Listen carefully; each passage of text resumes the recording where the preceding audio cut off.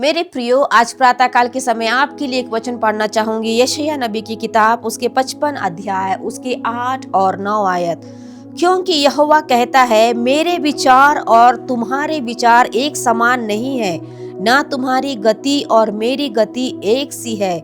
क्योंकि मेरी और तुम्हारी गति में और मेरे और तुम्हारे सोच विचारों में आकाश और पृथ्वी का अंतर है।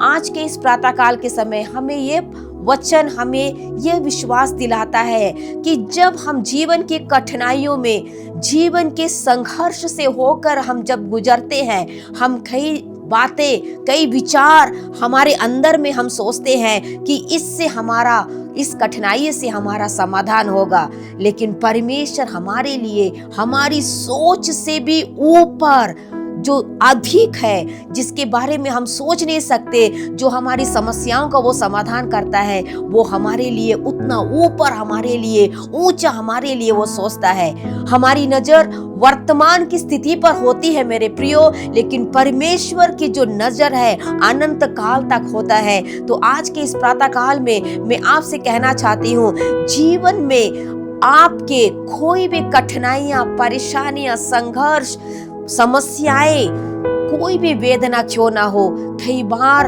हम अपने जीवन में जो सोचते हैं कि इस तरीके से हमारा समाधान होगा, ऐसे करने से हमारी समाधान होगा, ऐसे करने से ठीक होगा, हम बहुत सारे चाल हम चलते हैं। लेकिन जो परमेश्वर की जो गति है, जो परमेश्वर के जो विचार हमारे लिए है, वो सबसे ऊपर है। जो हमारे लिए वो कार्य करता है, वो हमारे लिए भले के लिए सोचता है। इसीलिए हमें परमेश्वर पर विश्वास करना है। हमारे जीवन की परेशानियों पर हमें डरना नहीं है, हमें दुखी नहीं होना है, क्योंकि हमारे लिए परमेश्वर कार्य करेगा। जीवन में आंसुओं को देने वाले लोग आपको मिलेंगे, आपके बारे में बहुत सारे बातें, गलत बातें भी बोलेंगे, लेकिन ये याद रखना, हम बहुत सारे योजना बनाएंगे, लेकिन आपके लिए परमेश्वर, उससे भी बड़ी योजना परमेश्वर आपके लिए बना के रखेगा।